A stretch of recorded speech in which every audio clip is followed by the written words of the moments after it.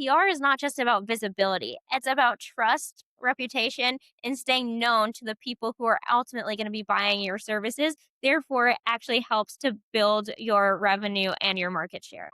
Welcome to On Top of PR with Jason Mudd.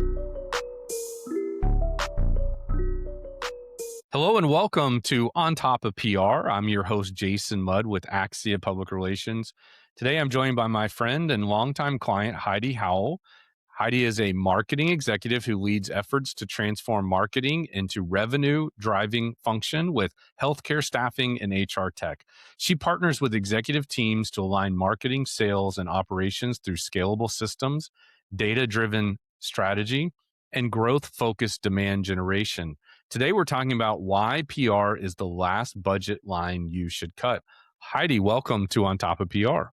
Thank you so much, Jason, for having me. It's a pleasure to be here. Yeah, I'm glad to be here too. I'm excited we have a chance to do this recording together. And thank you for taking time to share your smarts with our audience today. Absolutely. I'm looking forward to it. Yeah, me too. Me too. So let's jump right in. I know that we wanted to cover this concept that we see, this tension that we see, that uh, budgets tighten and PR tends to be on the list of things that could be cut. But today we're going to talk about the case for why that's actually thinking backwards. Yes, absolutely.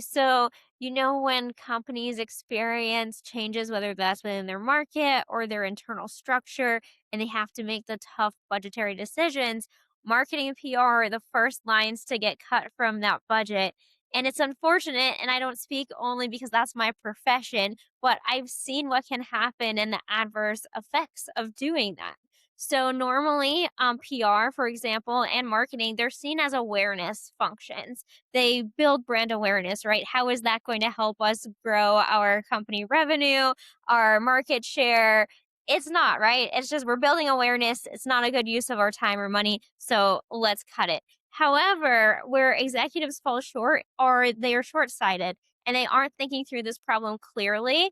And PR is not just about visibility, it's about trust, reputation, and staying known to the people who are ultimately going to be buying your services. Therefore, it actually helps to build your revenue and your market share. Sure, that makes a lot of sense. You know, it's funny, budget cuts are made when sales are down, but then they want to cut the actual engines that develop sales and income on behalf of the company. So that's not lost on me. And what's also, I think, somewhat stating the obvious, but if your sales are down or projected to decline, that's when you should double down on sales, marketing, PR functions, and maybe look where you can scale back operations if that's where, perhaps your scale is going to be shifted because you have less demand or less production happening. So, anyway, it's an interesting concept. Based on your experience, do you know where that assumption might come from? Why they think to cut sales and marketing and PR? So, sure. So, I think this goes back to our earlier point, and I totally agree with you that they should be doubling down on sales and marketing efforts rather than cutting them. So, for the longest time in history that I can recall, marketing has been seen kind of as a support function, as an operational function. It's been really within the last decade, and I'm one of the biggest advocates of this, is making sure that marketing isn't just a support function. We are aligned to a revenue generating function. That's the new era of marketing. NPR is obviously a part of that marketing strategy. So I think many organizations are still operating from the old model of marketing being a support function, an operations function, not directly tied to sales and revenue growth. And that's where I come in. That's where my expertise lies. You and I have talked about this for a very long time. So I think that's really where there's a general misconception. So instead of getting rid of your marketing department when things aren't going well, see what else you can maybe cut so that they can better support sales. Yeah, I like that a lot. And, I think any strong leader in the marketing PR space is going to align not only with the business objectives of the organization overall, but also drive towards revenue and revenue generation, revenue management, and revenue growth. I see often where In some organizations, marketing PR is treated as a cost center instead of a revenue center, right? Or an investment. And I think that's where, the biggest mistake can be is positioning marketing, PR, corporate communications in the wrong way. I do believe that one of the best things that PR does very well is build your reputation through visibility and trust. And I think you have in mind, Heidi, a distinction between visibility and trust. And if you could share more about that.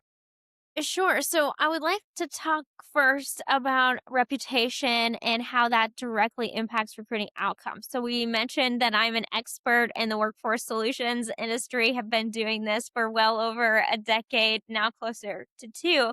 So when you're thinking about your firm's reputation, and if we actually go back to one of your podcast episodes recently, you mentioned two key stats. So you mentioned that 75% of candidates evaluate an employer brand before accepting a job. You also mentioned that 86% of candidates research the reputation of a company before accepting a job or even like applying for a job in either case. So, in recruiting, that's what I do all day. I support recruiting staffing firms. We know that getting that candidate interested is the very first hurdle that we have to do. So, reputation for us is everything because if candidates are doing this research, they won't answer an email from a recruiter. They won't answer a phone call or call a recruiter back if we don't have a strong reputation. And that's where PR really comes in. So if we have a strong reputation within the market, we get better candidates. If we get better candidates, we can make better placements for our clients. If we make better placements for our clients, their revenue is growing, which means our revenue is growing. So it's this very circular cycle that all comes back to reputation and to PR. I love that. I love how you connected those dots. I couldn't agree with you more. Having worked with companies who come to us looking for PR and they have frankly, a negative reputation or a perception out there, whether that's among consumers or employees, that's one of the first things we want to get to work on and correcting for them quickly. Now, sometimes they're like, hey, that doesn't feel as important as X, Y, or Z. And so we're looking for ways to address what their organizational objectives and priorities are, as well as what we know are the best practices for long term success. And so I think there's some hybrid of all of these things, like you outlined so well, working together. And the idea is that, if you can fix a broken clog in your wheel early, that's going to help the wheel run functionally better moving forward. So I appreciate that. So if PR is really about trust, what does that mean for something as concrete as recruiting, as far as, what's the impact to an organization when they have that great reputation, Heidi? Yes, absolutely. So, for staffing companies, recruiting is our revenue. That's how we make money. We make money by placing great candidates at great jobs with great clients.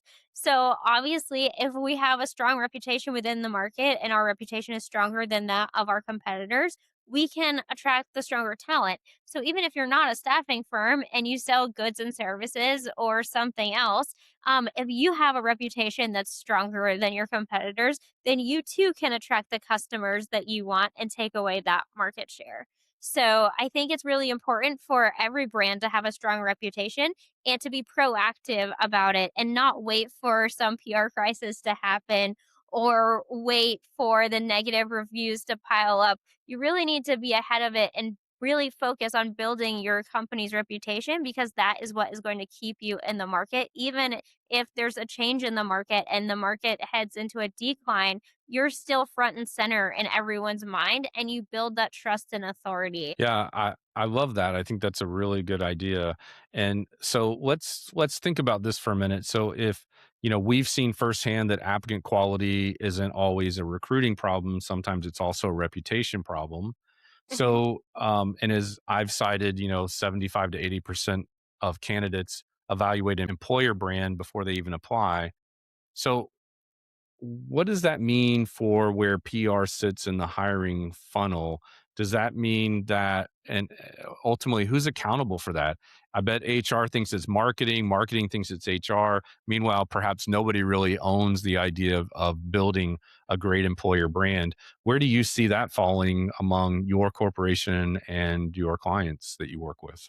So that's a great question, Jason. So, as you may recall, since we've been colleagues for a very long time, I was one of the first recruitment marketing people out within the space, and really one of the first people to start doing employer branding initiatives way back when we worked together beginning in 2012. So, this has been an ongoing debate since it first began, and it didn't even have a name at the time. Employer branding is now the name, but it fell within the marketing department then, but I had to work closely with the HR leaders, the CHRO, for example. I was constantly working with him to see how we could align on this initiative and see how it can, continue to be built between two teams, because it's not just an HR function and it's not just a marketing function. And from an HR function, they handle the talent acquisition process usually at most companies, outside of recruiting companies, because that is our general business, so everyone kind of has to manage that. But at other companies where you aren't a staffing firm, you kind of rely on HR to handle your talent acquisition process. But I don't know about you. I don't want our HR people writing ads and job advertisements and worrying about the employee experience and the Glassdoor reviews and our reputation. That's not where they're best to fit for their skill set. They're really great with people, but not necessarily words. So I would prefer that that part of the process come from the marketing lens, because we know how to speak to people. We can also interact with people, but we can speak to what is going to resonate with our applicants and our candidates, and ultimately the people that we want to bring in. So working with HR on those cultural initiatives, figuring out who is a cultural fit, defining your ideal persona for the person that you're trying to bring into your organization, whether that's through a staffing firm for a client or for your own organization. Really, that partnership has to be there. But I think the ultimate decision is left with the marketing and PR department to figure out. I like that. I like that a lot. I also like this idea of thinking of revenue or recruiting is revenue. In other words, the Yes. idea that every person you hire should be either driving revenue or identifying cost savings so that ultimately your top line is increasing, your middle line is decreasing so that your bottom line grows. And so if we kind of think about moving or thinking of reputation leads to better talent recruitment, which then ultimately leads to better business outcomes, let's make an argument for a staffing company. How does a stronger reputation translate to that stronger growth? And for our listeners who aren't in staffing, what's the parallel? How does this apply to any company trying to attract and retain top talent? Sure. So obviously, if you're a staffing company, you're going to get the most qualified candidates if you have a strong reputation within the market. And to do that, you have to build your employer brand, you have to build your organization's brand. And the best way to do that is through proactive PR rather than waiting for a crisis to occur. And hopefully, if you've been building a strong brand, you don't encounter a crisis, and if you get one or two negative reviews, it's not that much of an impact to you or your organization, because you've already built all of this great brand awareness and visibility and reputation and trust to begin with. So that's the key number one.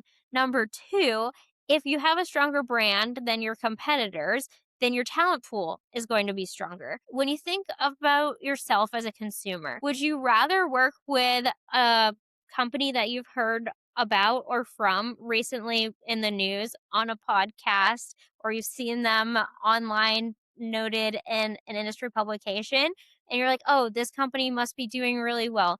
They must be growing. They must have experts. They know what they're talking about. Or are you going to just, hope that your Google search lands you with the person that you want? For me, I want to go with the trusted source. And I know that that's what PR is going to give our organizations, as well as those that we're looking to partner with, and our clients can trust us because of our PR and our brand.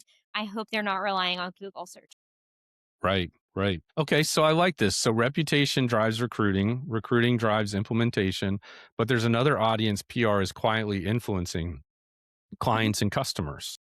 Yes. So clients and customers are obviously a number one priority for staffing firms, as well as probably every other business out there. So again, this is how if you have a strong brand and it's stronger than those of your competitors, you're going to continue to grow within the market and continue to grow your market share. And you're seen as a trusted company that they can do business with. I also want to come back to something that we were talking about where, maybe people didn't see how PR was tied directly to revenue or to the recruiting process internally or for staffing firms.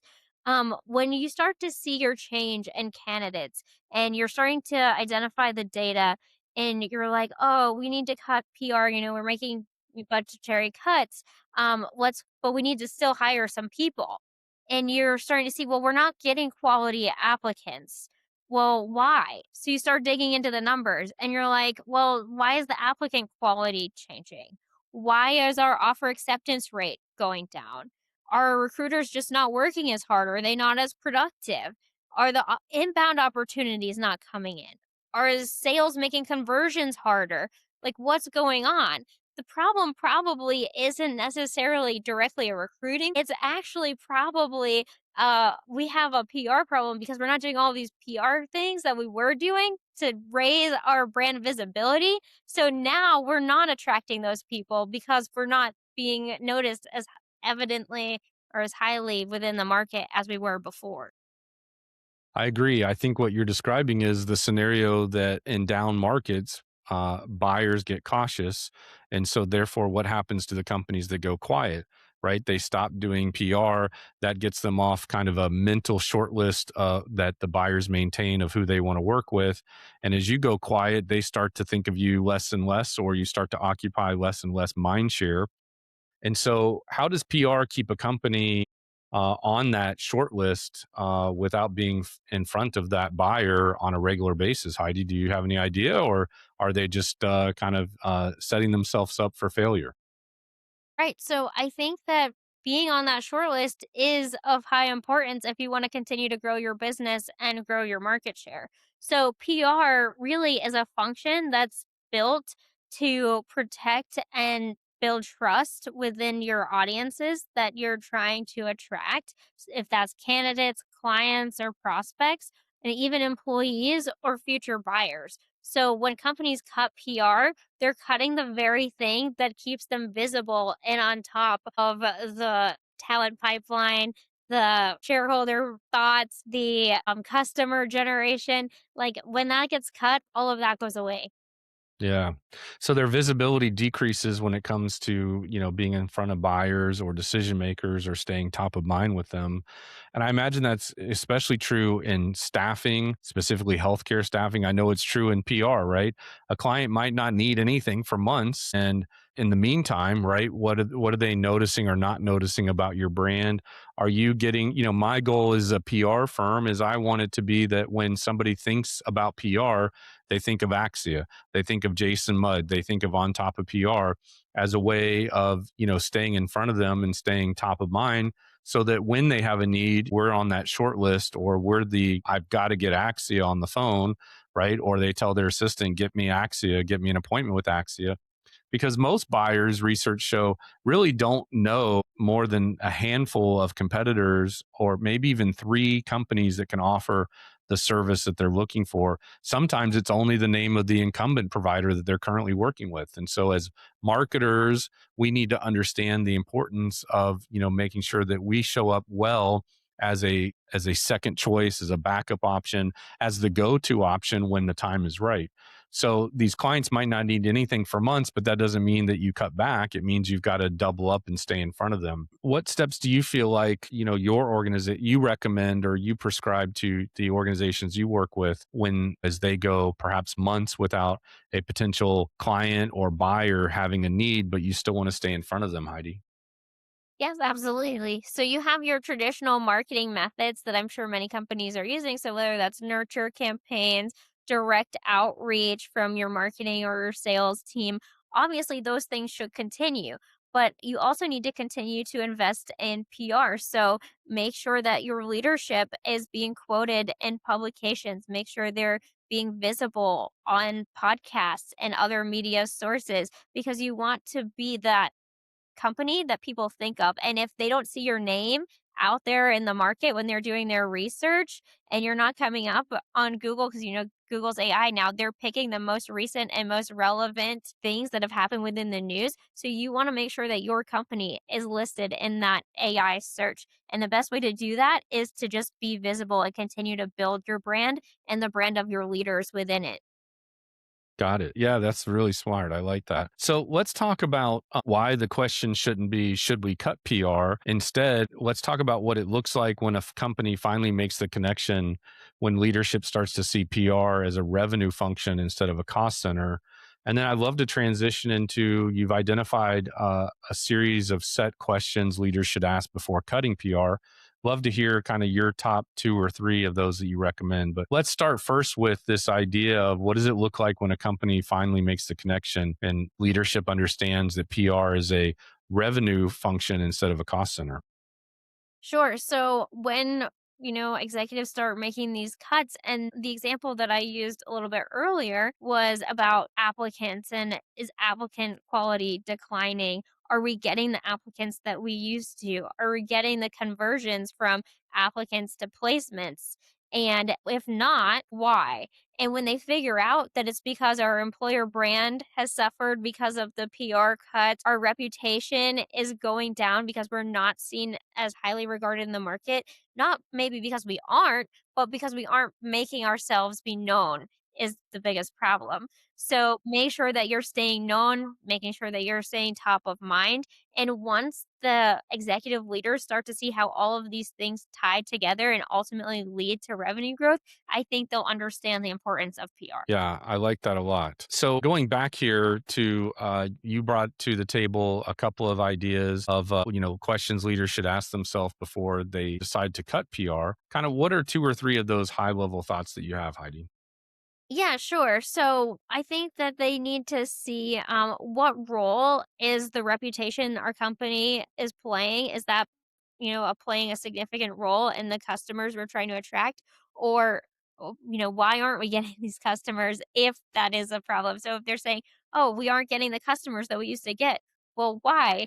And then they say, oh, because we aren't doing all of this media that we used to. So our brand perception and our brand reputation may not be as high as we think it was. So that is one of the key questions. They should also ask themselves, why are we not showing up in the Google algorithm as high as we were? Well, because we haven't been putting as much focus or attention on media. And so therefore their results are going to be listed further down in search. And you have to know people as well. You and I both know like referrals are super important. Mhm. And if you aren't keeping up to date in the industry with media mentions and the connections that you've made, not just through talking with each other, but through, oh, hey, did you see my latest podcast? Or did you see my latest article? And they are able to share that with their connections, then Right. that's going to go away. And that's going to diminish a whole, I assume, revenue source for you because referrals are highly rated for any new business that comes through the door. Sure. Yeah, I like that a lot. And I think for context for our audience, we should explain to them that not only are you an expert on employer brand, but you also are doing it for a staffing firm, which is also having to be an employer brand. So you're managing, juggling, in theory, two employer brands at the same time, the employer brand of your employer, as well as the employer brand of your employer's clients. And so, you've got to have your brand has to be strong to demonstrate to clients that you can recruit the best talent for them. But they also need to have a strong brand and a great reputation in the marketplace in order for you to fully support them. So that seems like double duty, Heidi. It is, but it's what makes staffing so much fun. And that's where we can really leverage MSP programs and RPO programs if you partner with a staffing firm, because we can really help you with your employer brand using PR tactics and other marketing tactics to help you as the client to ensure that you have a strong employer brand so that us as your staffing firm and provider, we can help sell that to our candidates and make sure they want to work with you. And if you have a poor reputation, it's going to be very hard for us to get our candidates to want to work for you. Even if we have a great reputation, but you as our client has a poor reputation, that's going to be a very hard sell for us. So we want to partner together. Love it. Love it. All right, Heidi, this has been a great conversation. As we're wrapping up, if you could kind of think through, you've got colleagues in the staffing business that are tuned in to this episode, as well as colleagues who are not in per se in staffing. Kind of what's one sentence or kind of a closing summary of today's conversation that you think is most important for them to understand?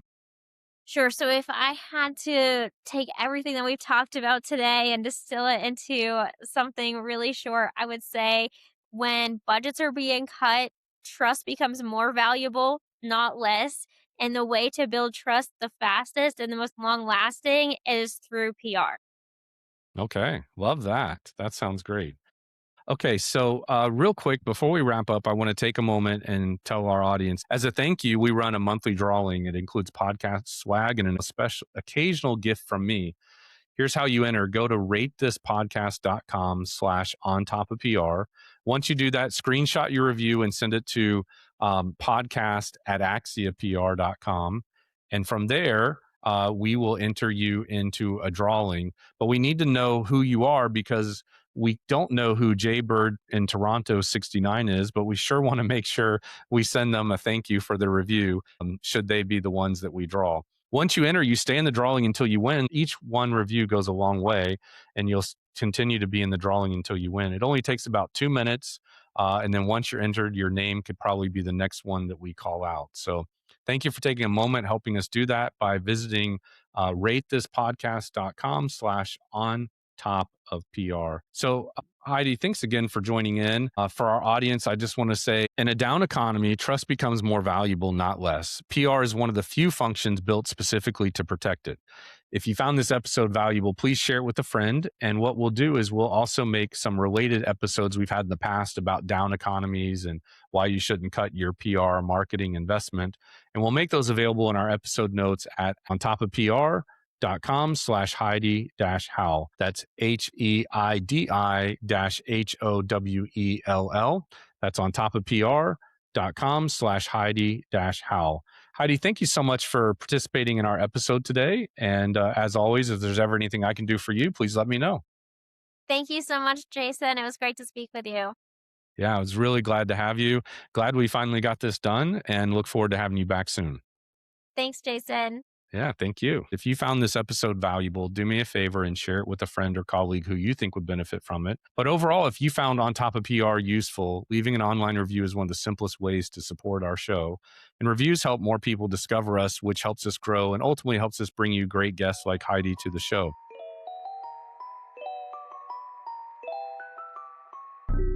This has been On Top of PR with Jason Mudd, presented by ReviewMaxer.